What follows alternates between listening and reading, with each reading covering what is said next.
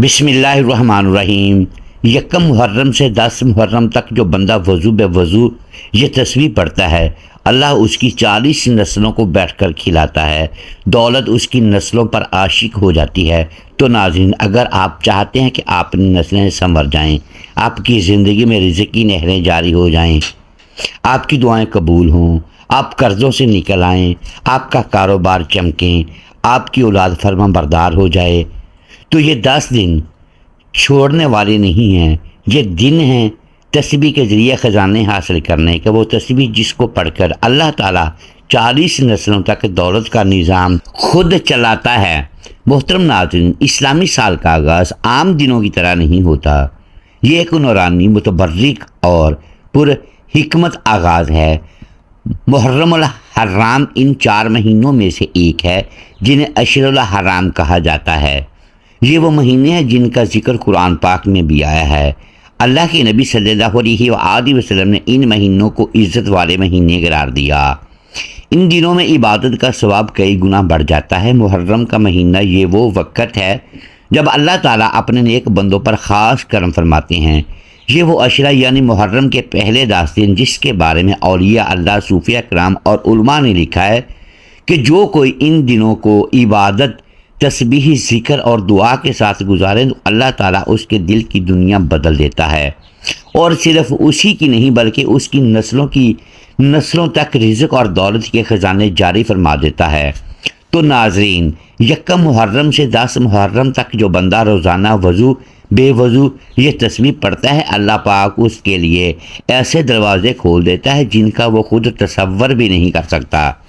بزرگان دین فرماتے ہیں کہ جب بندہ یکم محرم سے 10 محرم تک یہ تسبیح پڑھتا ہے تو وہ تسبیح صرف زمین پر نہیں بلکہ عرش پر بھی سنی جاتی ہے۔ اور محرم کے پہلے 10 دن یہ وہ دن ہے جب عرش سے خاص فرشتے زمین کے لیے صادر ہوتے ہیں۔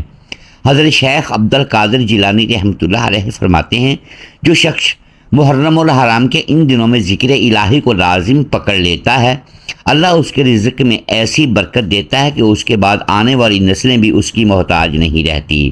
ایک ولی اللہ کا قول ہے کہ ہم نے جو کچھ پایا وہ ان دنوں کی برکت سے پایا۔ تو ناظرین، یہ صرف ایک عمل نہیں، ایک تسبیح نہیں، یہ ایک تحفہ ہے، خزانہ ہے جو وہ صرف اپنے چاہنے والوں کو عطا کرتا ہے۔ جو بندے ان دنوں کو غفلت میں گزار دیتے ہیں وہ حقیقت میں اپنے لیے اللہ کے دروازے بند کر لیتے ہیں، لیکن جو اس وقت قیمتی بنا لیتے ہیں اس کے لیے دنیا بھی سنورتی ہے اور آخرت بھی۔ تو محرم کی پہلی تاریخ سے لے کر 10ویں تاریخ تک اگر آپ ہر نماز کے بعد اللہ سے خیر مانگیں، وضو کا اہتمام کریں اور دل سے اللہ کا ذکر کریں تو یقین جانیں جو بند دروازے ہیں وہ کھولیں گے، جو رکے ہوئے کام ہیں وہ چلیں گے، جو پریشانیاں وہ ختم ہوں گی، اور جو قرض، بھوک، فاقے، محتاجی، تنگی سب ختم ہو جائیں گی۔ حدیث مبارکہ میں آتا ہے کہ حضرت عبداللہ بن عباس رضی اللہ تعالیٰ عنہ سے روایت ہے کہ رسول اللہ صلی اللہ علیہ وآلہ وسلم نے فرمایا، اللہ تعالیٰ بعض اسماء یعنی بعض اللہ کے نام جو ہیں ایسے رکھتا ہے جو جب بندہ اخلاص سے پکارے تو خزانے اس پر نازل ہو جاتے ہیں۔ تو یہ اسماء دراصل اللہ تعالیٰ کی ایسی صفات ہے جن کے ذریعے دعا کی جائے تو رزق، عزت، دولت، ہر چیز میسر آ جاتی ہے۔ حضرت حسن بصری رحمۃ اللہ علیہ فرماتے ہیں کہ میں نے فقیر کو اس تسبیح کے ذریعے مالدار بنتے دیکھا اور ایک بادشاہ کو اس تسبیح کے ذریعے سخی بنتے دیکھا۔ محرم الحرام اسلامی سال کا پہلا مہینہ ہے اور یہ 4 حرمت والے مہینے ذوالقعدہ، ذوالحج، محرم اور رجب میں سے ایک ہے۔ اسلام سے پہلے بھی عرب اس مہینے میں جنگ، خون ریزی حرام سمجھتے تھے۔ اسلام نے اس کی حرمت کو برقرار رکھا۔ اللہ تعالیٰ کا فرمان ہے، بے شک مہینوں کی گنتی اللہ کے نزدیک 12 مہینے ہیں۔ اللہ کی کتاب میں جس دن سے اس نے آسمان و زمین بنائے ان میں سے 4 حرمت والے ہیں۔ سورہ توبہ۔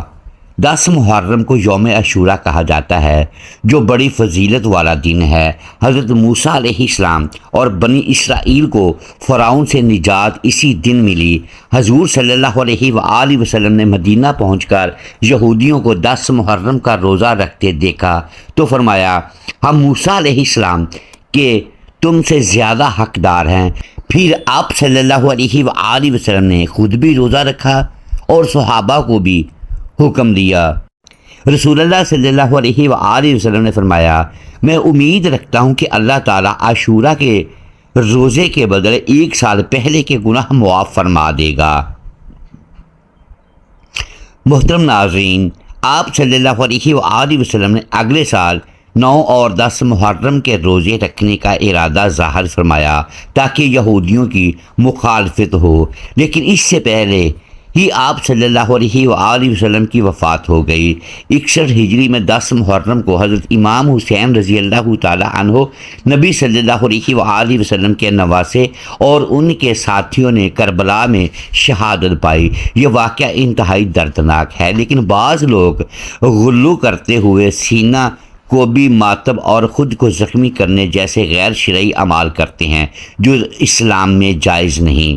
9 اور 10 محرم کے روزے رکھنا یا صرف 10 محرم کا صدقہ و خیرات کرنا، توبہ استغفار کرنا، غیر شرعی بدعات سے بچیں، سینہ کو بھی زنجیر زنی اور نوحہ خوانی محرم کو مہیا غم سمجھنا، حالانکہ یہ اللہ کا محترم مہینہ ہے، جھوٹے واقعات یا من گھڑت قصے بیان کرنا۔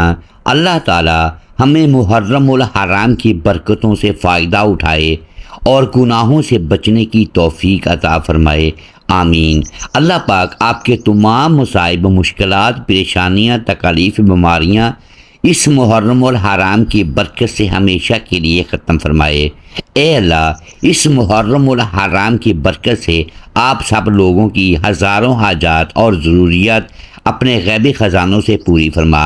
اے اللہ، محرم الحرام کی برکت سے آپ ان کے گھر، ان کی اولاد، ان کے رزق اور ان کے مال و دولت میں اپنی خصوصی برکتیں نازل فرما۔ اے اللہ، محرم الحرام کی برکت سے ان کی اولاد کو اچھے سے اچھے گھرانوں میں رشتے اور اچھے سے اچھے روزگار، کاروبار اور سرکاری جاب نصیب فرما۔ اے اللہ، بے گھر ساتھیوں کو اپنے گھر نصیب فرما، بیماروں کو شفائے کاملہ عاجلہ نصیب فرما، مشکلات اور تکالیف میں پھنسے ہوئے لوگوں کو مشکلات اور تکالیف سے ہمیشہ کے لیے نجات دلا۔ اے اللہ، جو ساتھی بے اولاد ہیں ان کو نیک اور صالح اولاد نرینہ نصیب عطا فرما۔ اے اللہ، آپ ان کی من کی مرادیں اور دلی حاجات اپنے غیبی خزانے سے پوری فرما، آمین ثم آمین۔ جو ساتھی ہمارے ساتھ ان دعاؤں میں شامل ہونا چاہتے ہیں کمنٹ میں ایک بار آمین اور اپنا نام ضرور لکھ دیجئے۔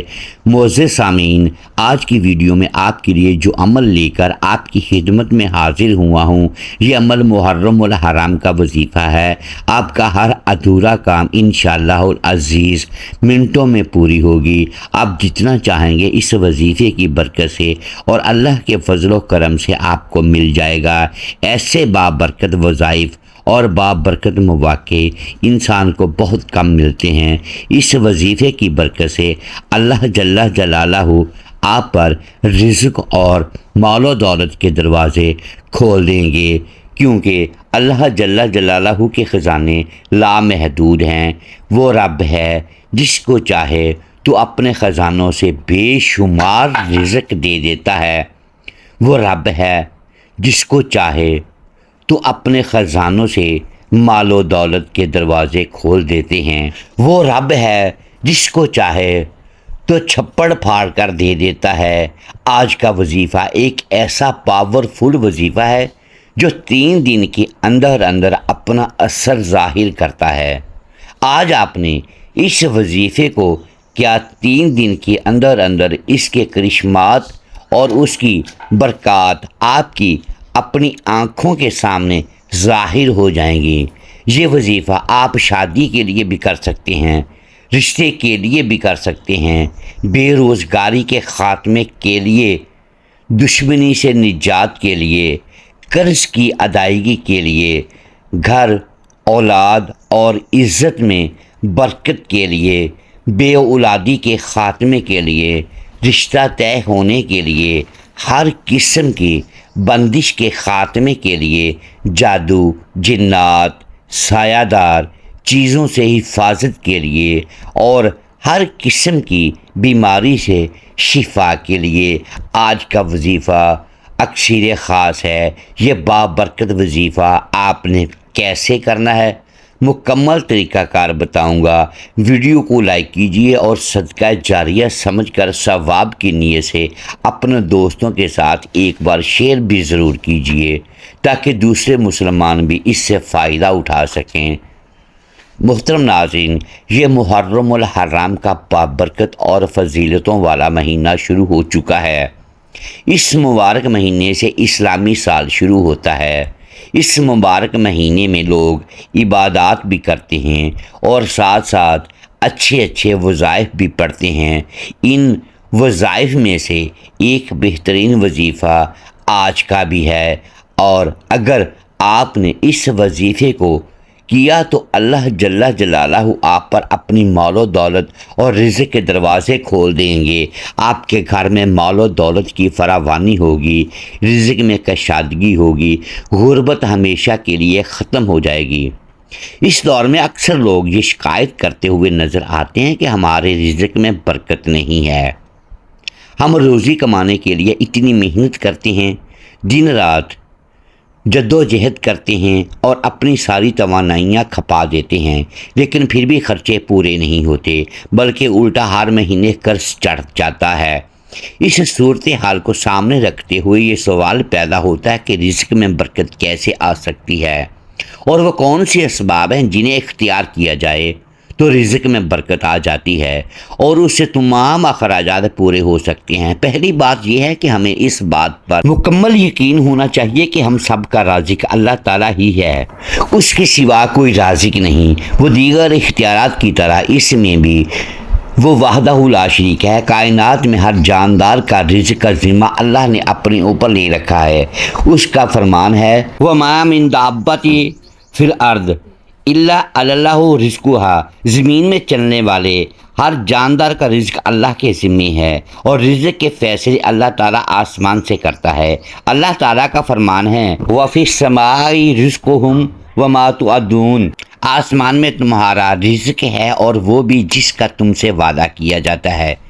رزق اللہ تعالیٰ کی ایسی نعمت ہے جس کی تقسیم کا اختیار اللہ تعالیٰ نے اپنے پاس رکھا ہے۔ اللہ تعالیٰ کے ارشاد کا مفہوم ہے اللہ تعالیٰ تو خود ہی رازق ہے، مستحکم قوت والا ہے۔ اللہ تعالیٰ بعض لوگوں کو کشادہ اور وسیع رزق عطا کرتا ہے اور بعض لوگوں کے رزق میں تنگی فرما دیتا ہے۔ ایک منظم ضابطے کے مطابق اللہ تعالیٰ تمام مخلوقات کو اپنے وقت پر رزق پہنچاتا ہے، چاہے وہ زمین پر چلنے والے اور رینگنے والے جاندار ہو یا ہوا میں اڑنے والے پرندے ہوں۔ نہ سمندر کی تاریکیوں میں بسنے والے جاندار اللہ تعالیٰ کی نگاہ سے اوجھل ہیں، اور نہ پہاڑوں کی چوٹیوں پر بسیرا کرنے والوں کو اللہ تعالیٰ بھول جاتے ہیں۔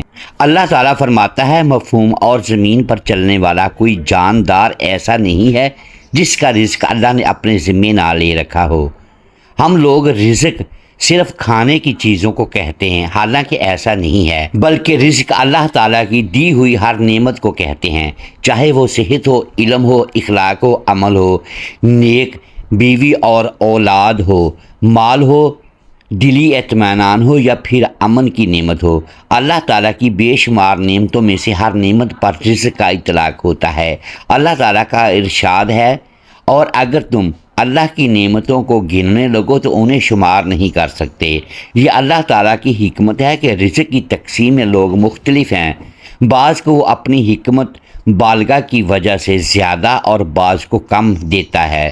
اللہ تعالیٰ کے ارشاد گرامی کا مفہوم ہے اور اللہ تعالیٰ نے تم میں سے کچھ لوگوں کو رزق کے معاملے میں دوسروں پر برتری دے رکھی ہے۔ دنیاوی زندگی میں ان کی روزی کے ذرائع بھی ہم نے ان کے درمیان تقسیم کر رکھے ہیں۔ اس حقیقت کو سمجھنے کے بعد بہت سارے مسائل حل ہو جاتے ہیں۔ نہ کسی سے حسد ہوتا ہے، نہ دشمنی کے آثار نمایاں ہوتے ہیں، نہ اپنے آپ کو حد سے زیادہ مشقت میں مبتلا کرنا پڑتا ہے، اور نہ رزق کو تلاش کرنے کے لیے غلط راستوں کو اختیار کرنا پڑتا ہے۔ حلال طریقے سے رزق طلب کرنا بھی اللہ تعالیٰ کی اطاعت ہے۔ اسلام ایک مکمل ضابطہ حیات ہے، یہاں عقائد بھی دین ہے، شعائر تبدیہ، نماز، روزہ، زکوٰۃ اور حج بھی دین ہیں، معاملات بھی دین کا حصہ ہیں، معاشرت بھی دین میں شامل ہے، اور اخلاقیات بھی دین کا ایک اہم جز ہے، لہٰذا رزق کا حلال کمانا بھی دین ہے۔ حلال رزق کمانا تقدیر کے خلاف نہیں ہے۔ حضرت ابو ہریرہ رضی اللہ تعالی عنہ کے ارشاد کا مفہوم ہے، ہم رسول اللہ صلی اللہ علیہ وآلہ وسلم کے ساتھ بیٹھے تھے کہ ایک حسین نوجوان وہاں سے گزرے۔ ہم نے آپس میں کہا کہ کاش یہ اپنی جوانی کو اللہ کے راستے میں لگاتے۔ اللہ تعالیٰ کے رسول صلی اللہ علیہ وآلہ وسلم نے جب ہماری بات سنی تو فرمانے لگے، جو اپنے والدین کی خدمت میں لگا ہوا ہے وہ اللہ تعالیٰ کے راستے میں ہے، جو اپنے اہل و عیال کے لیے کمانے کی کوشش کر رہا ہے وہ اللہ تعالیٰ کے راستے میں ہے، اور جو اپنے اوپر خرچ کرنے کے لیے محنت کر رہا ہو وہ بھی اللہ تعالیٰ کے راستے میں ہے۔ لہٰذا جو روزی کمانے کے لیے اپنے گھر سے کسی عمل، ڈیوٹی یا تجارت کی غرض سے نکلا وہ اللہ کے راستے میں ہے۔ اللہ تعالیٰ کے رسول صلی اللہ علیہ وآلہ وسلم اور صحابہ کرام رضی اللہ تعالیٰ عنہم نے روزی کمانے کے لیے بکریاں چرائیں، کھیتی باڑی اور تجارت کی۔ حضرت حذیفہ رضی اللہ تعالیٰ عنہ فرماتے ہیں، رسول اللہ صلی اللہ علیہ وآلہ وسلم نے ایک مرتبہ فرمایا، جبرائیل علیہ السلام نے میرے دل میں یہ بات ڈال دی کہ کسی کو اس وقت تک موت نہیں آ سکتی جب تک وہ اپنا رزق پورا نہ کر لے، اگرچہ کبھی رزق ملنے میں تاخیر ہو سکتی ہے، لہٰذا اللہ سے ڈرتے ہوئے اچھے طریقے سے رزق طلب کرو۔ رزق کی تاخیر تمہیں گناہ پر آمادہ نہ کرے، اس لیے اللہ تعالیٰ کے پاس جو رزق ہے اسے صرف اطاعت کے ذریعے ہی حاصل کیا جا سکتا ہے۔ رزق میں برکت کے اسباب، دنیا میں ہر انسان کشادہ رزق کے لیے کوشاں ہے، لیکن بسا اوقات اسے پوری طرح کامیابی نہیں ملتی۔ قرآن اور حدیث میں بعض اعمال کو رزق کی ترقی کے لیے بہترین سبب قرار دیا گیا ہے۔ ان اعمال میں بعض کا تذکرہ یہاں کیا جاتا ہے۔ تقوی اختیار کرنا، اور انسان کو جب دولت کی فکر لاحق ہوتی ہے تو بعض اوقات وہ حلال اور حرام کی تمیز کے بغیر ہر قسم کے مال اور رزق کو جمع کرنے اور اسے حاصل کرنے کی کوشش کرتا ہے، چنانچہ وہ سود، جوا، رشوت، ناپ تول میں کمی اور اجتماعی اموال کو ہڑپ کرنے سے بھی دریغ نہیں کرتا، لیکن وہ اس ساری تگ و دو میں یہ بات بھول جاتا ہے کہ اللہ تعالیٰ نے مال اور رزق میں برکت کو تقوی کے ساتھ منسلک کیا ہے۔ یہی وجہ ہے کہ بہت ساری غلط کوششوں کے باوجود بھی بعض لوگوں کی ضرورتیں پوری ہوتی نظر نہیں آتی۔ اللہ تعالیٰ کے ارشاد کا مفہوم ہے، اور جو کوئی اللہ سے ڈرے گا اللہ تعالیٰ اس کے لیے مشکل سے نکلنے کا کوئی راستہ پیدا کرے گا اور اسے ایسی جگہ سے رزق عطا کرے گا جہاں سے اسے گمان بھی نہیں ہوگا۔ شکر ادا کرنا شکر کی توفیق کی ایسی نعمت ہے کہ جس کی وجہ سے اللہ تعالیٰ دیگر نعمتوں میں اضافہ فرماتا ہے۔ اللہ تعالیٰ کے ارشاد کا مفہوم ہے، اور وہ وقت بھی یاد کرو جب تمہارے پروردگار نے اعلان فرما دیا تھا کہ اگر تم نے واقعی شکر ادا کیا تو میں تمہیں اور زیادہ دوں گا۔ ابراہیم۔ یہاں یہ بات بھی قابل ذکر ہے کہ اللہ تعالیٰ نے شکر کو حلال مال کے ساتھ جوڑ دیا ہے، چنانچہ فرماتا ہے، اے ایمان والو، جو پاکیزہ چیزیں ہم نے تمہیں رزق کے طور پر عطا کی ہیں ان میں سے جو چاہو کھاؤ اور اللہ کا شکر ادا کرو۔ البقرہ۔ رزق میں برکت اور پرسکون زندگی کے اسباب میں سے ایک اہم سبب صلہ رحمی یعنی رشتہ داروں کے ساتھ اچھا برتاؤ کرنا بھی ہے۔ رسول اللہ صلی اللہ علیہ وآلہ وسلم فرماتے ہیں، جو چاہتا ہے کہ اس کا رزق کشادہ ہو جائے اور اس کی عمر لمبی ہو جائے تو اسے چاہیے کہ وہ صلہ رحمی کرے۔ متفقہ علیہ۔ صلہ رحمی ایسی عظیم صفت ہے جس کی وجہ سے آدمی پر رزق کے تمام دروازے کھل جاتے ہیں اور اس میں برکت پیدا ہوتی ہے۔ اسلام میں صدقہ کرنے کی بہت فضیلت بیان کی گئی ہے، اس کی وجہ سے رزق میں برکت ہوتی ہے، اور صدقہ اللہ تعالیٰ کی نعمتوں کو صدقہ کرنے والے کی طرف کھینچتا ہے۔ رسول اللہ صلی اللہ علیہ وآلہ وسلم کا ارشاد ہے، اللہ تعالیٰ فرماتا ہے، خرچ کرو، تم پر خرچ کیا جائے گا۔ مسلمان کا ہر نیک عمل اس کے لیے دنیا اور آخرت کی بھلائیوں کا ذریعہ ہے۔ نیک عمل سے آدمی کی آخرت تو بنتی ہے، اس کے ساتھ دنیا بھی سنور جاتی ہے۔